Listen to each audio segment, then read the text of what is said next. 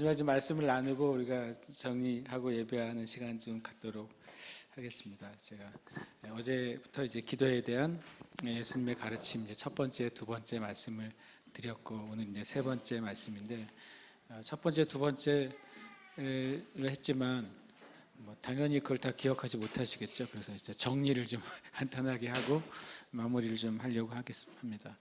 함께 읽겠습니다. 시작. 사람들에게 보이려고 기도하지 말라. 아멘. 이것은 제가 이제 나누는 건 예수님의 말씀이에요. 그러니까 제가 만든 게 아니라 예수님이 하신 말씀이기 때문에 이것은 그냥 그대로 우리가 받아야 되는 말씀이 되는 거죠. 우리가 사람들에게 보이려고 기도하기 시작하면 그 기도의 열매를 내가 그냥 받는 거예요.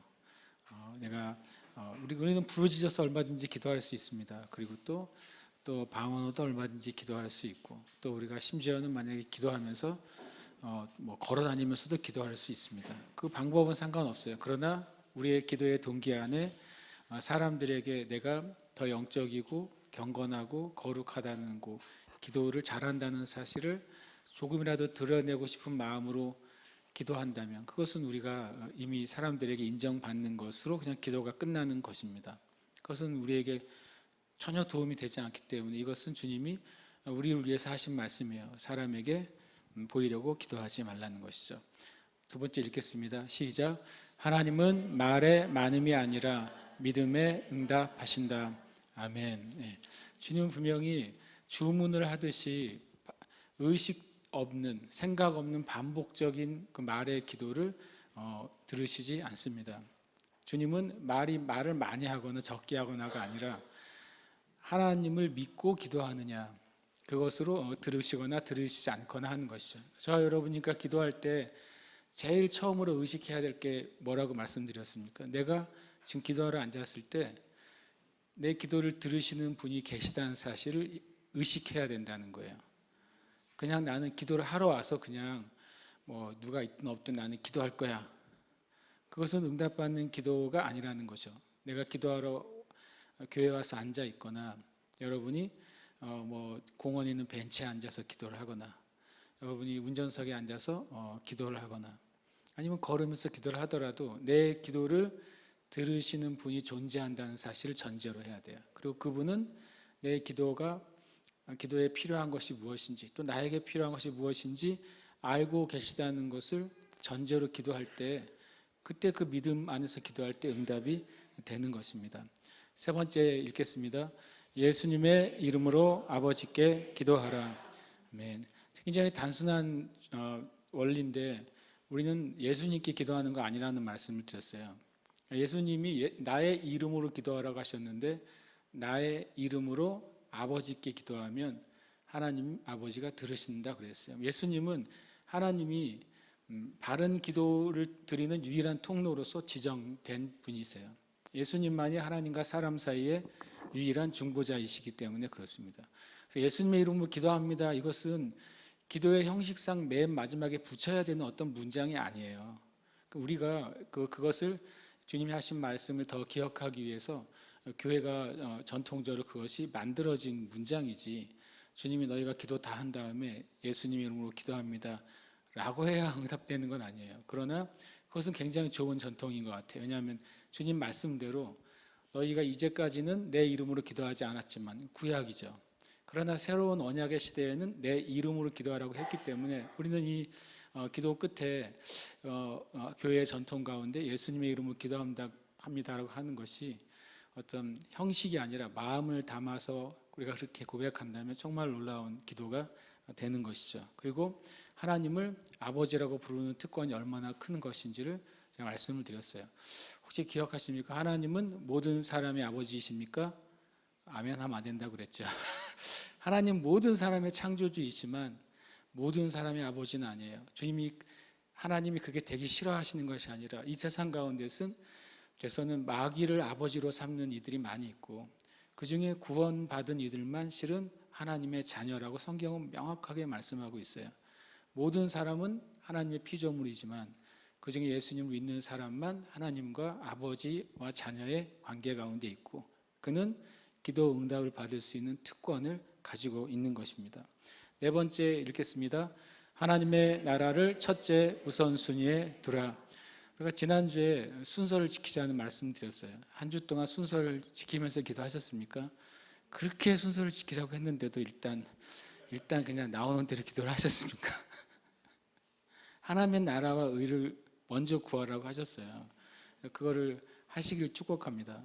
또 기도할 때 여러분하고 좀 정치적인 성향이나 마음에 안 드는 정치 지도자들이 있어도 높은 지에 있는 사람들을 기도하라고 하셨어요. 그것이 하나님이 받으시기에 마땅한 기도라고 하셨어요. 그럼 우리는 기도를 하는 거예요. 그때 참 그것이 하나님의 오히려 진짜 공의가 이루어지는 놀라운 일이 되는 것이죠. 다섯 번째입니다. 함께 읽겠습니다. 용서하지 않는 마음이 기도를 가로막는다. 네. 여기서 참 우리가 삼키기 어려운 말씀이라는 말씀을 드렸어요. 그러나 이것은 분명한 원칙이에요. 내가 정말 믿음으로 아무리 많이 기도했어도 내가 용서하지 않는 마음을 포기하지 않으면 나의 분노와 나의 마음이 주님께 드린 기도를 내가 가로막고 있는 것이죠. 마치 코르크 마개가 어떤 구멍을 꽉 막고 있는 것처럼 물이 아무리 가득 차 있어도 그 조그마한 구멍에 구멍이 막혀 있으면 엄청난 물이 흘러내려가지 못하잖아요. 여러분 자신을 위해서 여러분이 하나님께 받을 그 응답을 위해서라도 우리는 내 안에 있는 분노하는 마음을 주님께 빼어드려야 돼요. 그리고 그것은 기도의 응답도 방해하지만 우리 육신의 질병도 가져오는 것이 바로 분노하는 마음이라는 말씀도 드렸습니다. 여섯 번째입니다. 함께 읽겠습니다. 구하라 그러면 받을 것이다. 아멘. 예. 이거 적지 마시기 바랍니다. 제가 마지막 장면을 캡처해가지고 이렇게 해놔서 좀 이따가 보내드릴 거예요.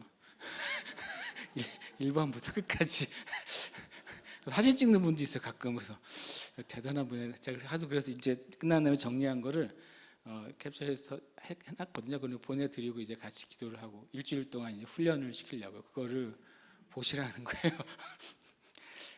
예수님이 하신 말씀이 많기 때문에 되게 많거든요. 구하라 그러면 받을 것이다. 이것은 확률이나 노력을 말하는 게 아니에요. 더 많이 기도하고 더 오래 기도하고 그 자체가 우리의 열심으로 응답이 있을 것이 아니라 주님의 약속에 의해서 응답이 있을 거라고 말씀하고 있는 것이죠.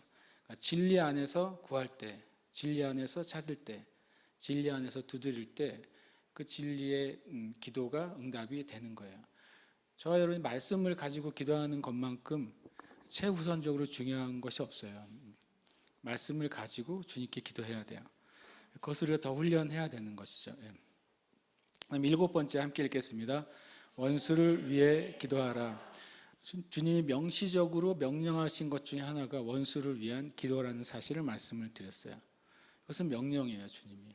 이것은 굉장히 중요하다는 거예요. 하나님과 우리 아버지, 하나님 아버지와 우리 사이에 그 관계에 있어서 원수를 위해 기도하는 것은 하나님이 놀라운 일을 행하실 수 있는 통로가 돼요. 분명히 예수님은 너희를 박해하는 자, 너희를 어렵게 하는 사람, 존중하지 않는 사람들, 특별히 더 여러분이 신앙을 가진 것 때문에 더더욱더 여러분을 무시하거나 홀대하는 사람들, 갑질하는 사람들, 실제적으로 여러분의 삶 가운데 피해를 미치는 그런 원수 같은 사람들을 위해서 기도하라고 그랬어요. 제가 어제 그랬습니다. 주님 그를 데려가 주세요. 이건 위해서 기도하는 게 아니라고 그랬어요. 그를 위해 하니까 그가 하나님을 만나도록, 그가 축복된 삶을 살도록 기도하라고 말씀하셨어요. 그때 그거는 우리가 원수가 없는 기도를 하는 것보다 더 강력한 하나님의 공의의 통로가 되는 거예요. 그리고 하나님은 정말로 그 은혜를 우리는 볼 수 있어요. 바라본 여러분의 원수가 있는데 여러분이 진짜 그 원수를 위해서 기도했는데 하나님 나라에서 그 원수를 여러분이 만난다면 여러분의 기분이 어떨 것 같아요? 그때 기도를 하지 말 걸 그러실 것 같아요? 아니에요. 엄청난 영광이라는 사실을 알게 될 거예요. 내가 나를 정말 어렵게 한 삶을 내 주님께 진심으로 기도했는데 그가 하나님 나라에서 구원받은 자로 발견된다면 그거는요, 내가 어떤 방식으로 그에게 원수를 갚거나 보복을 해서 혹 육적인 기쁨을 얻는 거하고는 비교할 수 없는 진짜 영광을 우리는 하나님 나라에서 보게 될 거예요. 그래서 이것은 정말 놀라운 차원의 기도가 될 것입니다. 여덟 번째입니다. 함께 읽겠습니다. 수수한 일꾼을 보내달라고 기도하라. 아멘. 어제 그런 말씀 드렸어요. 예수님은 신기하게도 이 목자 없는 양과 같이 고생하는 그 잃어버린 양들이 구원받도록 기도하라고 하지 않으시고 그들에게 추수할 일꾼들이 가도록 기도하라고 하셨다고 말씀을 드렸어요. 그 이유는 뭐냐면 예수님의 십자가 안에서 이미 구원은 완성이 됐기 때문에 구원의 주시옵소서가 아니라 구원의 은혜는 완성이 됐기 때문에 누군가가 복음을 전할 때 그가 구원을 받아들이면 되는 시대에 우리가 살고 있다고. 그래서 우리가 기도해야 될 것이 있다면 주님 그 사람에게 추수한 일꾼들, 복음을 전할 일꾼들을 보내주세요. 이것이 그를 구원해 주세요라는 기도보다 훨씬 더 중요하고 우선적이고 주님이 가르쳐 주신 기도라는 말씀을 드렸어요. 그러니까 제가 어저께까지가 이제 그 기도들이었던 것 같습니다. 그다음에 오늘 이제 세 번째 이제 나머지 몇 분을 좀 말씀을 드리고 같이 기도하려고 하는데요. 함께 읽겠습니다. 하나님은 우리의 기도에 제한 받으신다. 이것은 좀 이해가 필요한 것입니다. 하나님은 전능하신 분이거든요. 하나님을 누가 제한할 수 있겠어요? 하나님이 하려고 하는 것을 막을 수 있는 사람이 있습니까? 없습니다. 하나님이 하지 않겠다고 했는데 하나님을 억지로 하게 할 수 있는 사람이 있습니까? 있을 수 없어요. 근데 신기하게도 하나님은 우리의 기도의 그 한계 안에서만 스스로 역사하십니다. 그러면 하나님이 전능하지 않으신 것이 아니냐라고 생각할 수 있습니다.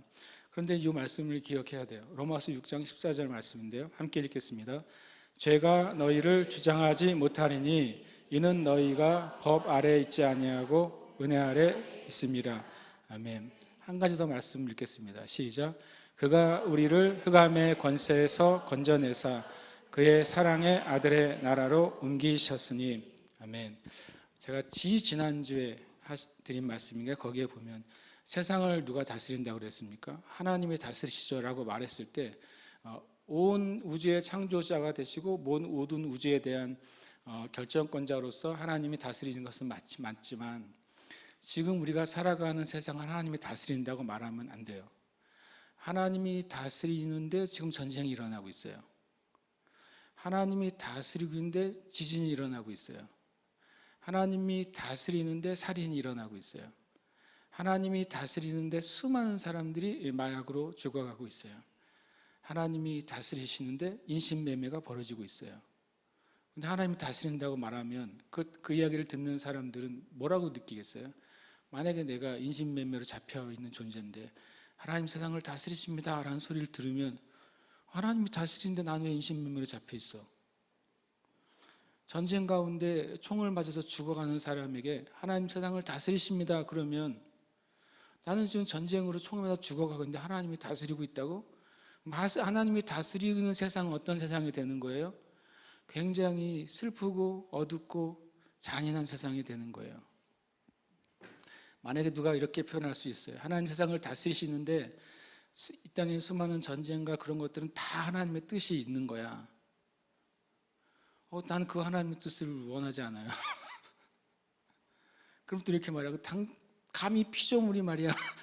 하나님이 그 모든 걸 다 다스려가지고 전쟁이고 뭐고 다스려서 다 좋은 길 이끌어 가시는데 감히 피조물인 네가 몇 년도 살지 못하는 네가 그 하나님의 그 놀라운 섭리를 어떻게 얘기해?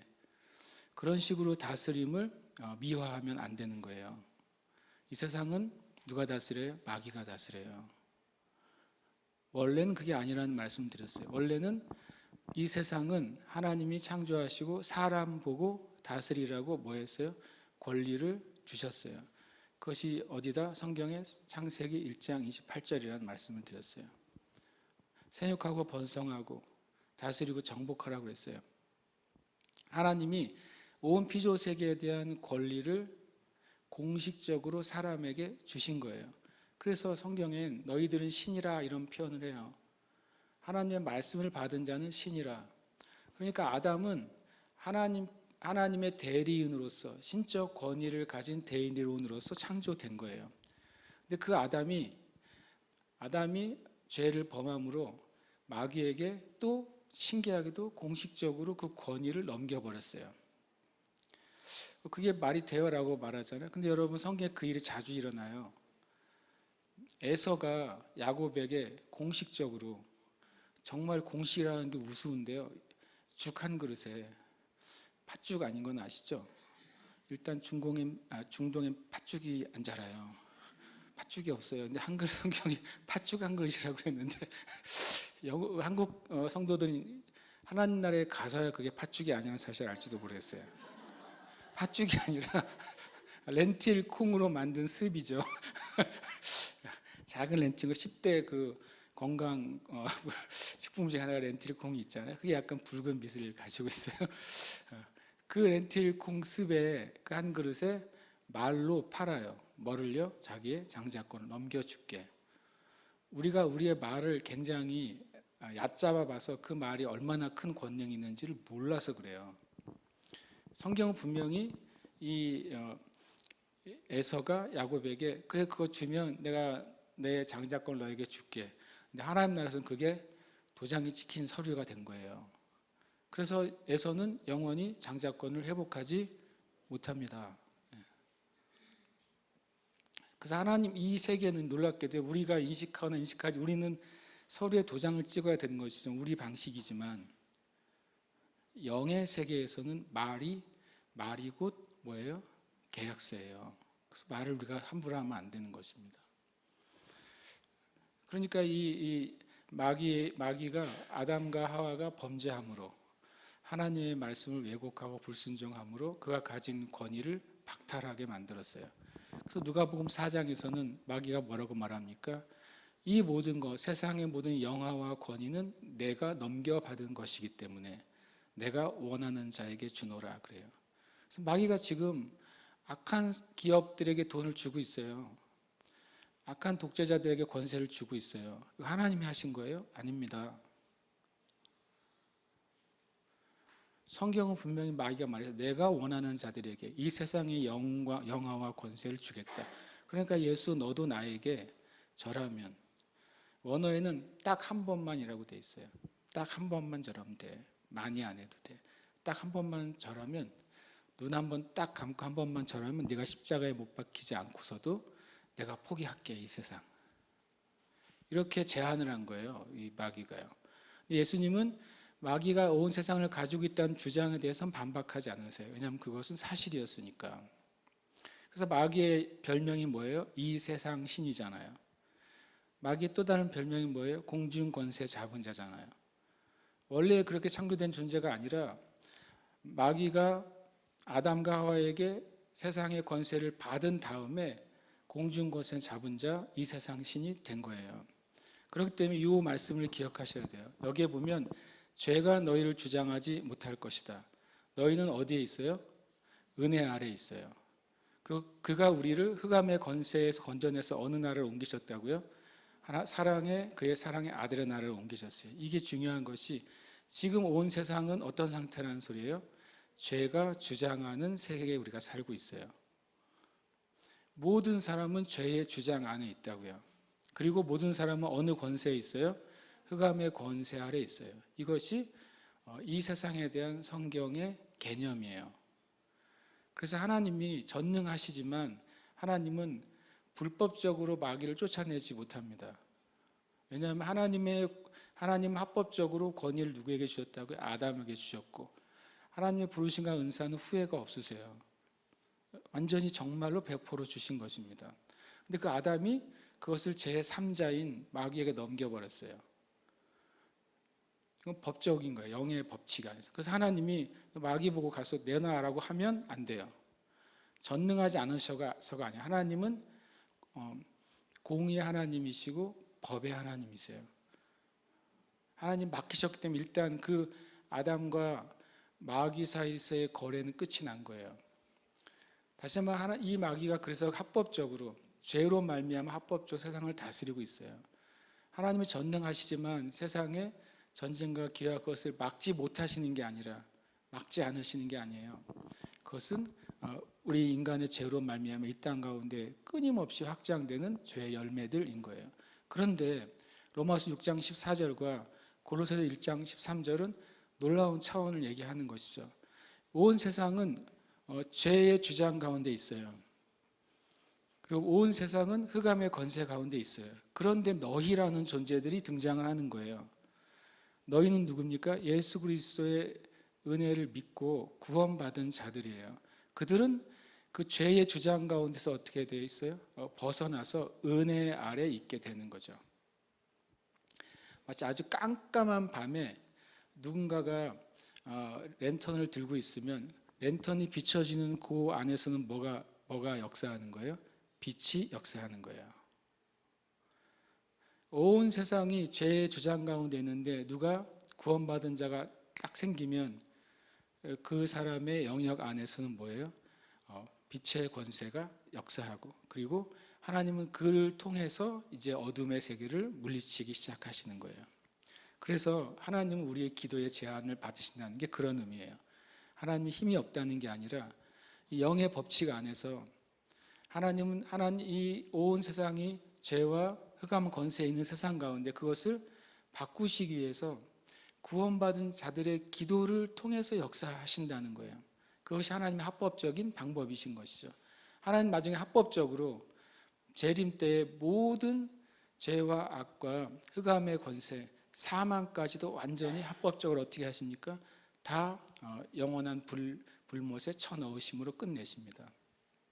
그러나 그 전까지는 이 땅의 그리스도인들 하나님의 그 진리 안에서 이 땅을 바꾸는 통로예요. 그리고 그 방법이 바로 기도예요. 여러분과 제가 기도할 때 이 일이 일어나는 거예요. 또 흑암의 권세가 다스리고 있어요.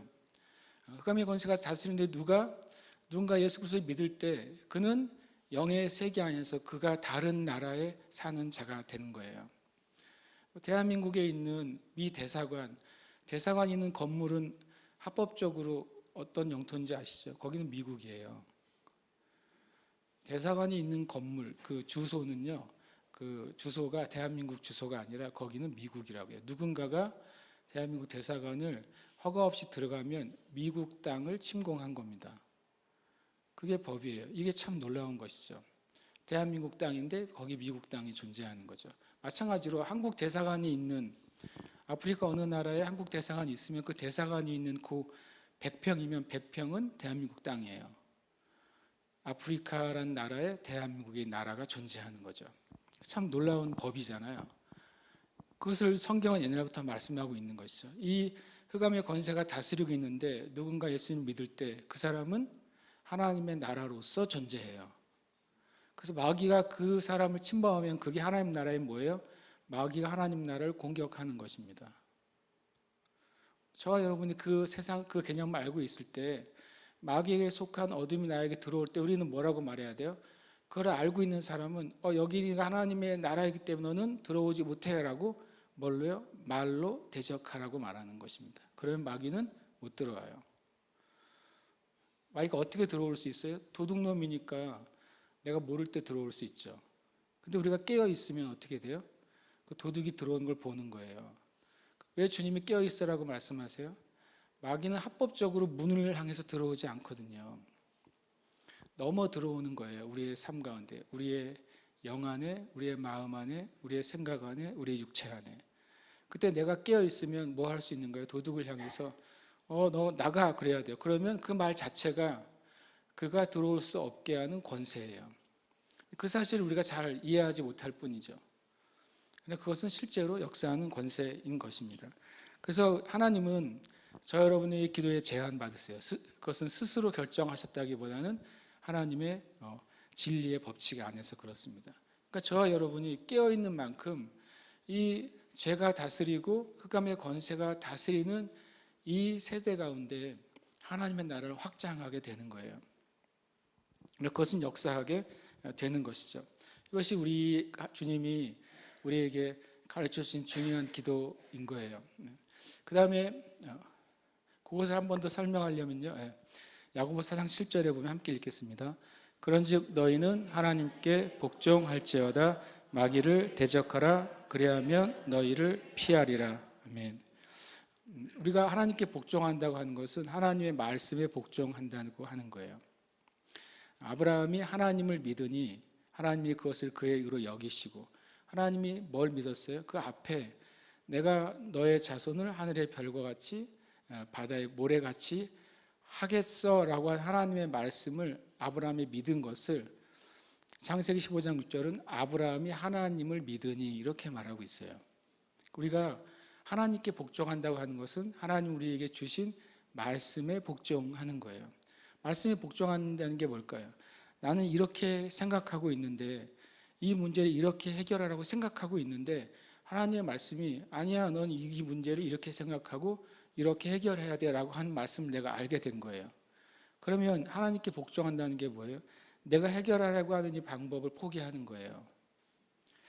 아까 우리 조금 전에 유병 목사님 말씀 전하실 때 나의 뜻과 목적이 끝나야 하나님의 뜻이 이루어지기 시작한다고. 아유, 막 받아 적었어요, 제가 막 듣다가. 요즘 좀처럼 글씨 쓰는 일이 없는데 아까 엄청 받아 적었어요. 그런데 여러분, 우리가 이 복종이 되면 역사가 나타나는 거예요. 근데 우리는 우리의 방법으로 뭔가 해결하려고 하는 지식이 있잖아요. 문제에 있어서 해결하려고 하는 우리가 알고 있는 정보가 있잖아요. 근데 만약에 하나님의 말씀이 내가 생각하는 지식과 정보와 맞다면 전혀 문제가 없어요. 이게 하나님의 말씀의 길과 합치하는구나.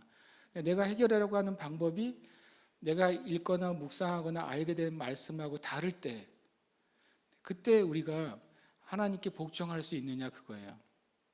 내가 나의 뜻과 방법과 선택을 꺾고 성경에서 말씀하시는 그 선택과 방법을 내가 복종할 수 있느냐, 이게 하나님께 복종하는 것입니다. 그래서 놀랍게도요, 하나님께 복종하는 결과가 이제 마귀를 대적할 수 있는 파워가 나에게 생기는 거예요. 우리가 하나님께 복종하는 만큼 마귀를 대적할 수 있는 파워가 나에게 생겨요. 그리고 마귀를 대적하라고 그래요. 대적하라고 하는 게 뭡니까? 맞서 있어라 것입니다. 원래는 성경엔 스탠드예요. 서 있는 거예요. 마귀가 나를 달려올 때 나는 피하지 않고 서서 하나님의 말씀으로 멈춰라고 우리가 대적하는 것이죠. 그만해라고 대적하는 거예요. 떠나가라고 대적하는 거죠. 그럼 뭐라고 너희를 피하리라 그랬어요. 정말 신기하지 않아요? 마귀가 엄청 달려오다가도 만약에 누군가가 하나님의 말씀에 복종하는 사람이 명령하면 마귀는 피할 거라고 말해요. 마귀가 어떤 존재인지를 우리가 알아야 돼요. 그는 하나님이 말씀이 없는 자에게는 왕과 같이 행세합니다. 그런데 하나님의 말씀을 가지고 있고 그 하나님께 복종하는 자에게는 그가 종처럼 행동합니다. 왜냐하면 하나님의 말씀이 마귀보다 권세가 있기 때문에 그래요. 마귀가 제일 싫어하는 게 있다면 그리스도인들이 진짜 말씀을 알게 되는 거예요. 그리스도인들이 진짜 말씀에서 말하는 바가 무엇인지를 알고 그것을 마음에 새기게 되는 거예요. 마귀가 제일 두려워하는 일이죠. 마귀가 정말 두려워합니다. 그런 사람이 있을 때 우리는 우리의 삶 가운데 하나님의 역사가 나타나도록 하는 사람이죠. 다시 한번 주님은 예레미야 33장 3절에 보면 너는 내게 부르짖으라 그래요. 내가 알지 못하는 크고 은밀한 일을 내게 보일 것이고 내가 응답하겠다라고 말씀하십니다. 그러니까 우리가 처한 상황은, 우리 온 세상은 죄의 권세 안에 있어요. 흑암의 권세 안에 있어요. 근데 누군가가 하나님 앞에서 믿음으로 서서 주님의 말씀에 복종하며 부르짖으며 기도할 때 하나님은 그 사람을, 그 기도를 그 이 땅 가운데 하나님의 역사를 이루시는 통로로 사용하시겠다는 거예요. 말은 제한받으시지만 실은 하나님 우리의 기도를 통해서 역사하시기로 하셨다는 원칙입니다. 이 9번째 원칙을 기억하시길 축복합니다. 여러분이 있는 자리에 통로예요. 여러분이 있는 자리에 하나님이 역사를 나타내실 수 있는 문인 거예요. 그럴 때 우리가 주님 앞에 기도할 때 그 일을 보게 되는 것입니다. 10번째는 함께 읽겠습니다. 메고 푸는 기도와 합심 기도. 아멘. 이 말씀은 연결되어 있다는 사실을 알아야 돼요. 진실로 너에게 이르노니 무엇이든지 너희가 땅에서 매면 하늘에서도 매일 것이요 무엇인지 땅에서 풀면 하늘에서도 풀리리라. 진실로 다시 너에게 이르노니 그랬어요. 그러면 18절을 어떻게 한다는 거예요? 다시 설명해 주신다는 이야기잖아요. 한국말이 좋아요. 이렇게 진실로 다시. 근데 진실로 내 생각대로 읽을 때가 있어요. 그러니까 진실로 다시 말하는 거예요. 18절에 대해서 다시 말씀하시는 거예요. 우리가 묻고 푸는 권세, 묻고 푸는 기도를 말하는데 그럼 묻고 푸는 기도의 방법이 뭐예요? 라고 물어보면 묻길지어다 이러면 묻히는 거예요. 원더우먼이 이렇게 옛날에 돌려서 딱 하면 막 그런 게 아니란 소리예요. 근데 신기하게 죄송하지만 제가 그렇게 기도해 왔어요 옛날에. 아 나에게 묻고 푸는 권세가 있으니까 예수님의 이름으로 하다는 묶일지어다 막 온 천지에 막 묶고 다녀요. 진짜 묶였는지 안 묶였는지는 모르는 상태로 묶고 다녀요 막. 진짜로 처음에 그쪽 해가지고 그 노영동에 제가 살고 있는 동네에 제가 리서치를 해봤더니 우리 교회 주변에 대형 호텔, 그때 대형 호텔 기준이 100실 이상이에요. 100실 이상의 대형 호텔이 23개가 있더라고요. 그래서 무지하게 많네. 그러고 이제 돌아다니면서 엄청 묶었죠. 이 점점점 호텔은 무너질지어다. 거기 호텔 많이 없어졌는데 제 덕인 줄 아세요. 그렇게 막 그때 많이 묶었으니까. 그런데 그거를 떠나서 그런데 실은 이 19절을 제가 이해하지 못했던 거예요. 많은 시간 동안. 이게 연결되어 있는 거죠. 어떻게 묶냐면요. 밑에 뭐라고 되어 있냐면 다시 너에게 이르노니 너희 중에 두 사람이 라고 말했어요. 너희는 누구예요? 그냥 지나가는 사람과 여러분이 만나서가 아니에요. 너희는 누굽니까? 예수 그리스도를 믿음으로 고백하는 너희예요. 같은 동일한 믿음을 가지고 있는 너희인 거예요. 어떤 영적인 주제에 대해서 같은 성경의 마음으로 그 주제를 보는 너희인 거예요. 그들이 이 땅에서 합심하여 무엇인지 구하면 그 구하는 게 뭐예요? 묵든지 풀든지 하는 거예요. 땅에서. 합심이라는 표현은 뭐냐면 동의라는 말로 생각하시면 돼요. 어떤 문제에 대해서 동일한 진리의 말씀에 같은 마음으로 동의한다면 그러면 이제 두세 사람이 두 명이 이제 그 문제에 대해서 주님 우리가 이 문제에 대해서 이 말씀에 동의합니다. 그래서 우리가 이 시간 예수님의 이름으로 이 말씀에 의해서 이 문제가 이렇게 묶일 것이고 이렇게 풀 것을 우리는 예수님의 이름으로 기도합니다라고 하는 기도라는 거예요. 제일 하기 쉬운 대상이 뭐예요? 만약 결혼을 했다면 부부가 이렇게 하면 되죠. 그래서 부부가 혼자 몰래 그 은혜로운 책을 혼자 읽지 마세요. 합심이 안 돼요. 나는 내 믿음은 지금 저기 한라산 꼭대기에 있는데 내 남편이나 아내의 믿음은 지금 스쿠버 다이빙을 하고 있을 수도 있어요. 제일 좋은 건 뭐겠어요? 만약에 부부가 예수님을 믿는다면 좋은 말씀을 같이 읽어야 돼요. 같이 책을 읽고 그 책의 내용에 동의해야 돼요. 같이 서로 나눠야 돼요. 또 부부가 아니라면 나의 가족이 두 번째고 그 다음에 아니면 같은 믿음의 사람들 안에 같은 진리의 말씀의 책을 읽는 것이죠. 그래서 그런 게 되게 중요한 게 저희가 주일 오후에 이제 그 책이 끝날 때까지 치유 기도 모임을 하잖아요. 같은 책을 읽는 거죠. 한 챕터씩 읽고 있어요. 이제 거의 다 읽어가요. 그랬더니 읽는 동안에 치유에 대한 하나님의 말씀에 대한 기준이 서로 합해지기 시작하는 거죠. 그럼 나중에 뭐 할 수 있게 돼요? 이 기도를 할 수 있어요.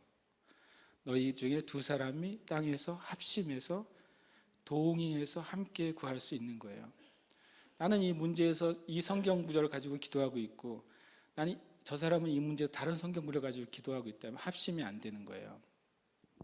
같은 성경 구절 가지고 기도하는데도 이해가 달라요. 그럼 합심이 안 되는 거예요. 그래서 우리가 이 합심을 위해서 노력을 해야 돼요. 그래서 좋은 것은 좋은 진리의 말씀이나 책을 교회가 같이 읽으면서 기도하는 거죠. 같이 공부하면서 기도하는 거예요. 그것은 굉장히 중요하죠. 올해 우리가 그 사랑이라는 책을 살리게스에서 많이 읽었어요. 사랑이라는 주제에 대해서 저는 우리 교회 형제 자매들이 많은 동의하는 마음을 갖게 됐다고 저는 생각해요. 그럼 우리가 이제 그 사랑이 관계된 기도를 할 때 이 교회가 기도할 때 엄청난 파워가 생기는 거예요. 왜냐하면 합심했기 때문에 그런 것이죠. 우리가 교회에서 양육을 진행합니까? 양육을 진행하는 이유도 실은 합심하기 위해서예요. 우리 교회에 이제 사랑 양육, 믿음 양육, 복음 양육이 있잖아요. 그런 것들이 왜 필요하냐면 지식을 위해서가 아니라 이 교회에 주신 하나님의 기름 부음과 하나님의 진리가 서로 같아져야 되는 거예요. 같아질수록 교회에서 하는 기도와 예배는 어떻게 돼요? 더 파워풀하게 되는 것이죠. 그래서 이것은 되게 중요한 겁니다. 그런 의미에서는요. 그래서 배고프는 기도, 합심 기도는 연결이 되어 있다.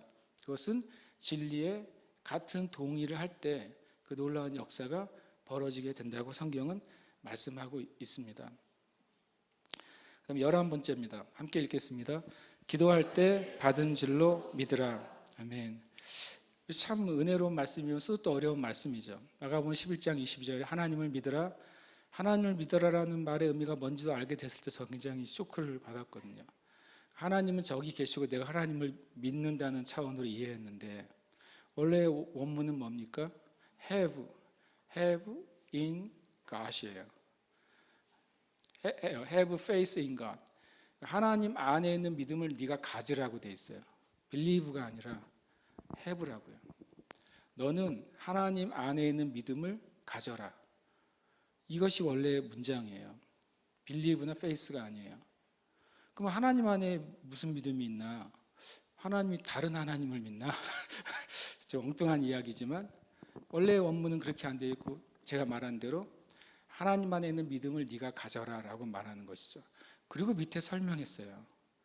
하나님 안에 있는 믿음, 하나님에게 속한 믿음이 무엇이냐? 우리가 취해야 될 믿음의 내용이 뭐냐면 밑에 써 있죠. 말하는 것이 이루어질 줄을 믿고 마음에 의심하지 않는 것. 그것이 하나님 안에 있는 믿음이에요.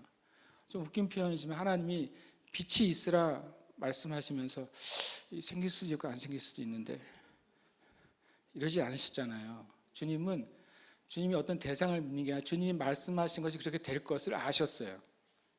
완벽하게 아셨어요. 그리고 그렇게 되는 거예요.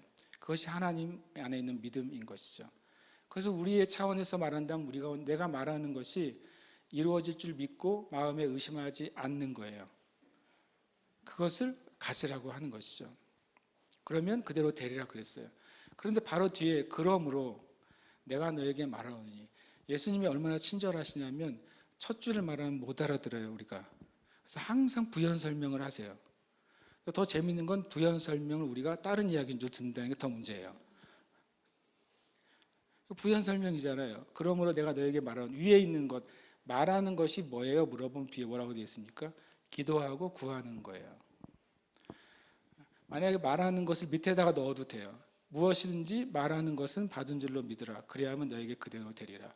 밑에 있는 기도하고 구하는 것을 위에 올려서 붙여도 돼요. 기도하고 구하는 것이 이루어질 줄 믿고 마음에 의심하지 아니하면 그대로 되리라. 왜냐하면 기도는 뭘로 하기 때문에요? 우리 말로 하기 때문에 그래요. 우리가 구하는 것도 뭘로 하기 때문에 그래요? 말로 하는 거예요. 그러면 내가 무엇을 말을 해요? 하나님의 말씀을 말로 하는 거예요. 하나님이 이렇게 말씀하시고 나는 말로 기도해요. 말로 구해요. 그리고 그것은 하나님의 말씀이기 때문에 그것은 이루어진다는 사실을 내가 아는 거예요. 그래서 그것의 응답을 보는 겁니다. 하나님의 말씀 법이에요. 법은 완벽한 규칙이에요. 놀랍게도 하나님 우리에게 기도할 때 받은 줄을 믿으라. 이것은 감정이 아니라 이것이 룰이라는 사실을 이해하라는 거예요. 이것이 영의 세계에서의 룰이에요.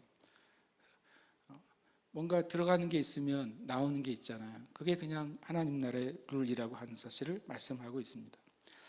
12번째입니다. 함께 읽겠습니다. 믿음과 기도는 함께 간다. 아멘. 이는 우리가 함께 읽겠습니다. 이는 우리가 믿음으로 행하고 보는 것으로 행하지 아니함이로라. 아멘. 우리가 믿음의 기도를 한 다음에 난 진짜 믿음으로 기도했는데 응답이 없을 때가 있어요. 정말 큰 감동과 은혜로 기도했는데 응답이 더디 이를 때가 있어요. 왜냐하면요, 믿음과 기도가 함께 간다는 사실을 잘 이해하지 못하기 때문에 그래요. 어떨 때는 진짜 믿음의 기도를 제대로 한 다음에도 진짜 기도를 제대로 한 다음에 믿음의 말과 행동을 안 하는 것 때문에 그 기도를 내가 취소시키는 거죠. 요즘 뭐 주문하고 취소하고 주문하고 취소하고 할 수 있잖아요. 기도를 하고 취소하고 계속 하는 거예요 우리가. 클릭 주문했다 나 또 취소 계속 하면서 왜 물건이 안 오지 이러고 있는 거예요.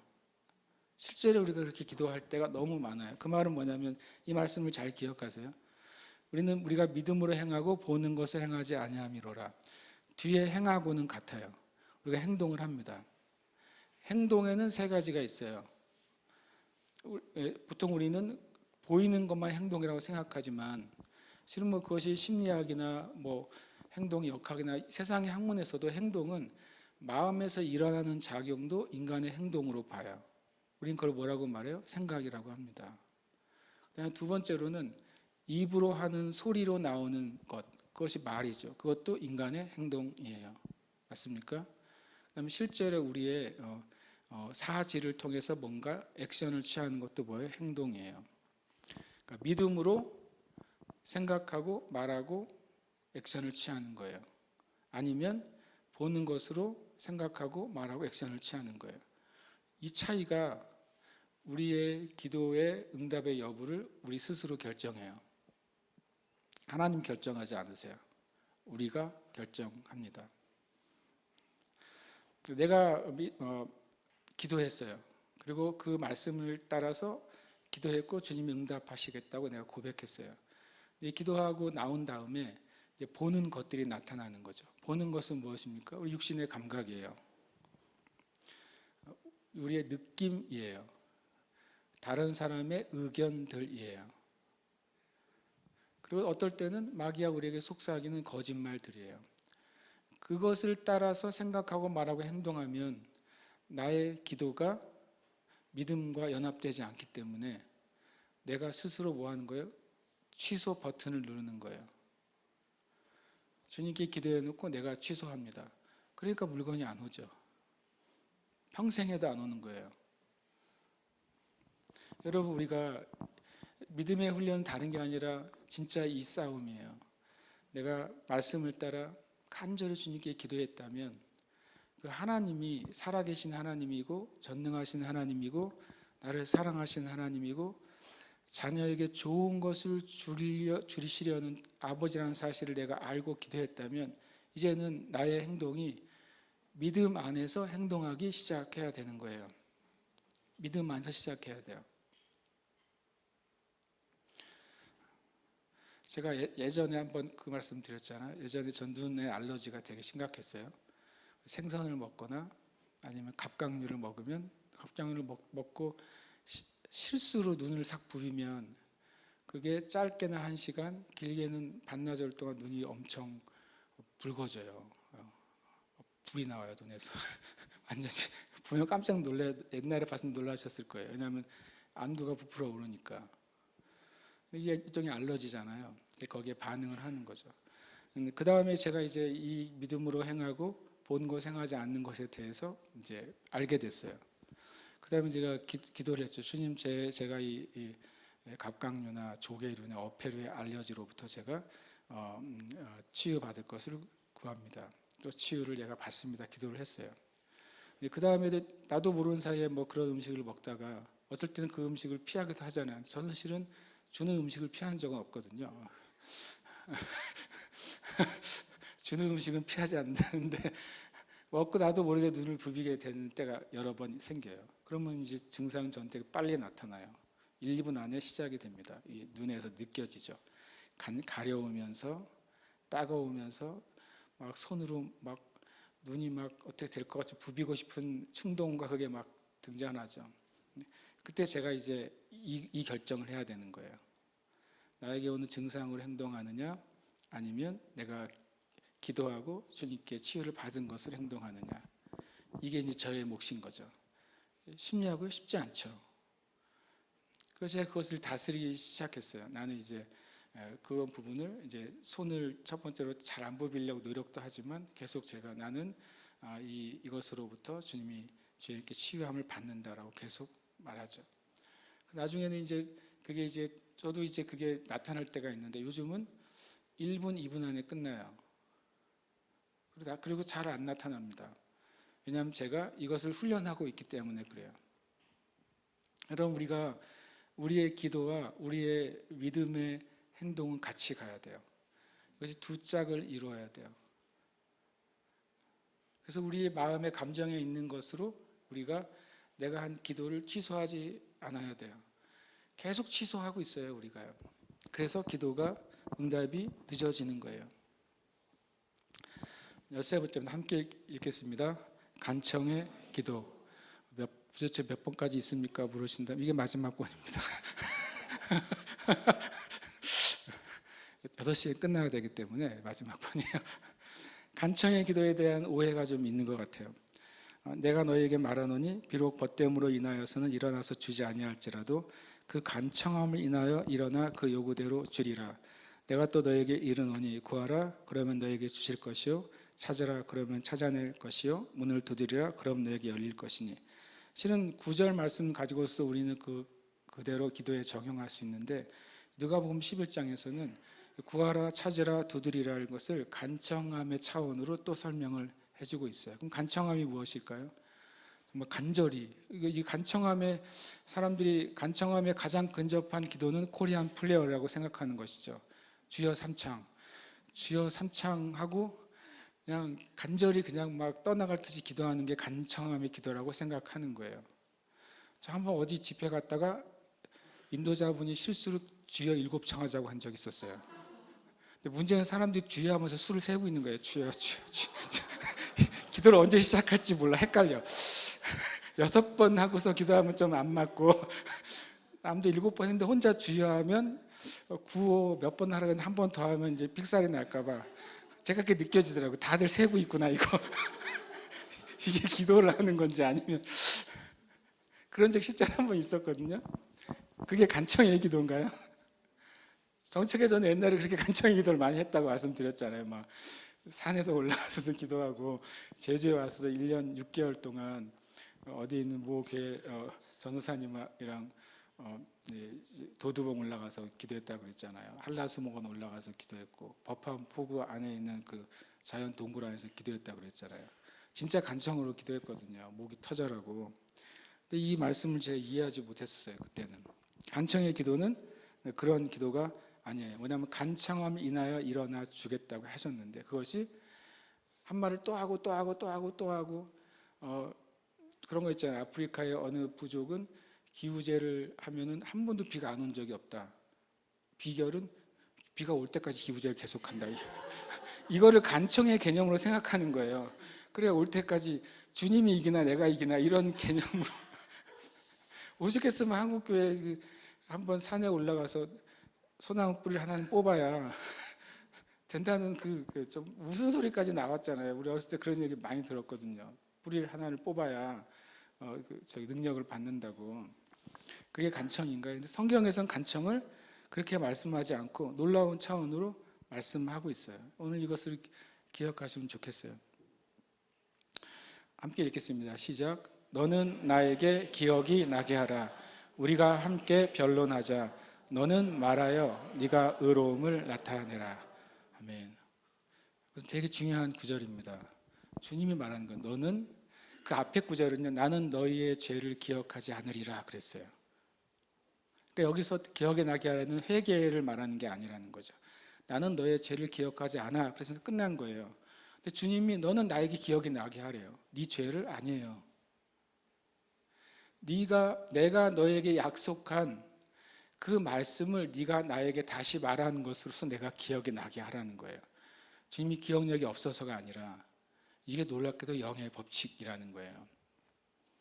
주님이 수천 구절의 약속의 말씀들을 성경에 심어 놓으셨죠. 그럼 우리는 주님께 간청을 하는데 주님 이렇게 말씀하셨잖아요 라고 기억나게 기도하라는 거예요. 주시옵소서 주시옵소서 하루 이틀 3일 말하는 게 아니라 우리가 처음에 주님의 말씀을 위해서 기도했고 내 심령 가운데 주님이 이 기도를 받으셨어 라고 내가 사실이 믿어진 다음에는 이제 간청의 기도를 시작하는 거죠. 어떻게 해요? 주님이 기억나시게 하는 거예요. 그 다음 절 보세요. 너는 말하여. 뭘 말해요? 기억이 나게 말하는 거예요. 뭘 기억이 나게 말해요? 내가 기도해야 될 문제에 대한 하나님의 약속을 내가 말하는 거예요. 하나님, 이 문제에 대해서 사도행전 몇 장 몇 절에 말씀하셨죠. 저는 그 말씀을 믿어요. 주님이 이 기도에 이 말씀대로 응답하실 것을 저는 믿습니다. 이것을 계속 말하는 거예요. 주시옵소서가 아니죠. 주님으로 어떻게 해요? 기억하게 하는 거예요. 그러면서 네가 의로움을 나타내라. 이게 의로움을 나타내는 걸까요?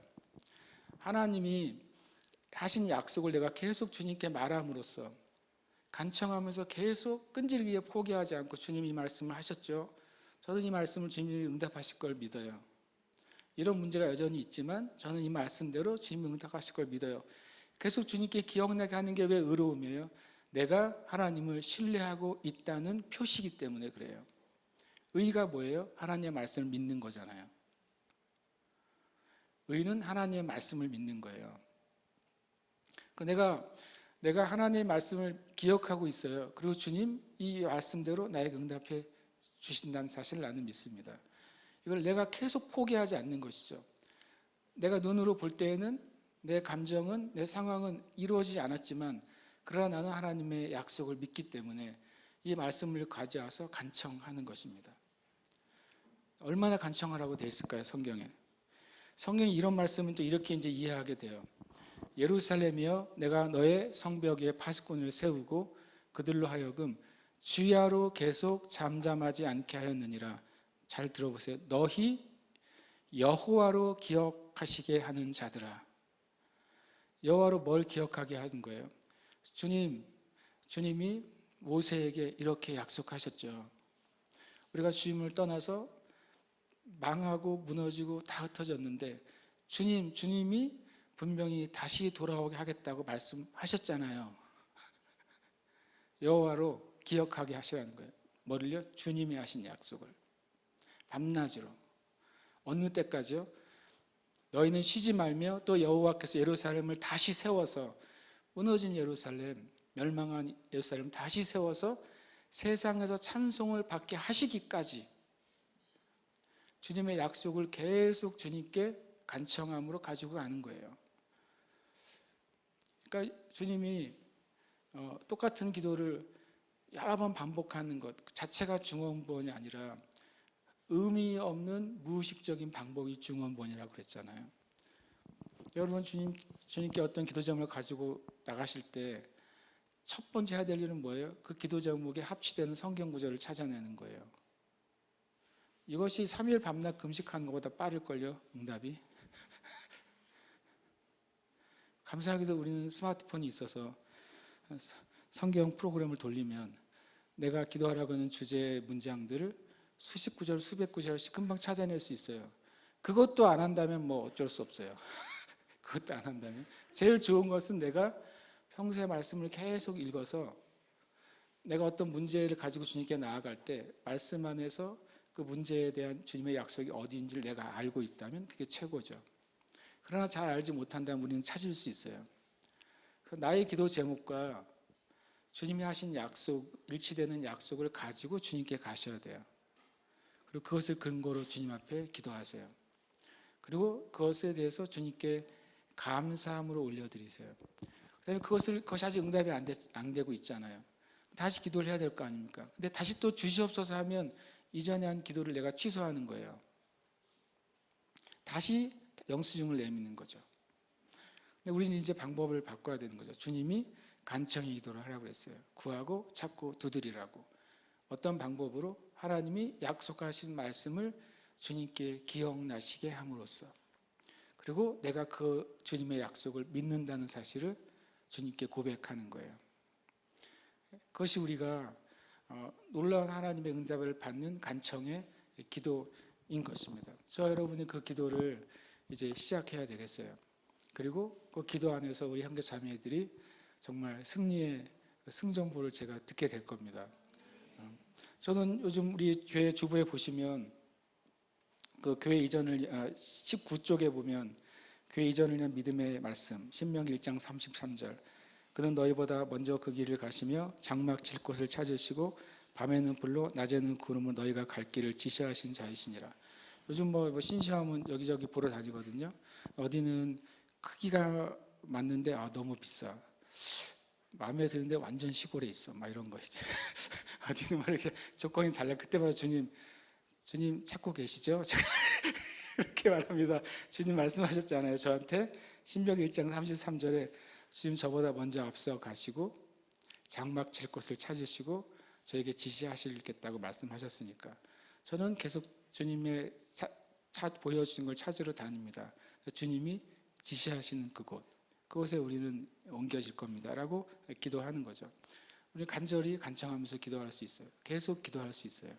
주님의 말씀을 근거로 또 믿음을 가지고 하나님에 대한 신뢰하는 태도를 포기하지 않으면서 우리는 기도하는 거죠.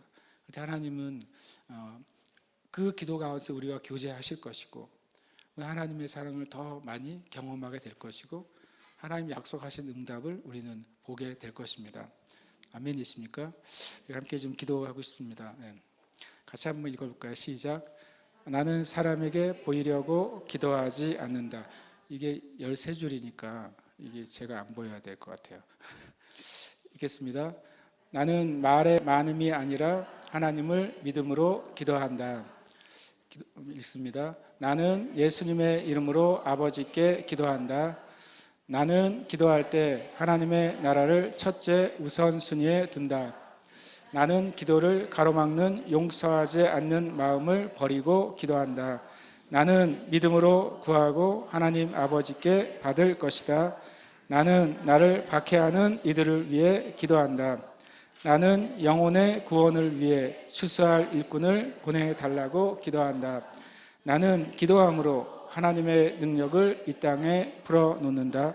나는 믿음의 성도들과 마음을 합하여 메고 푸는 기도를 드린다.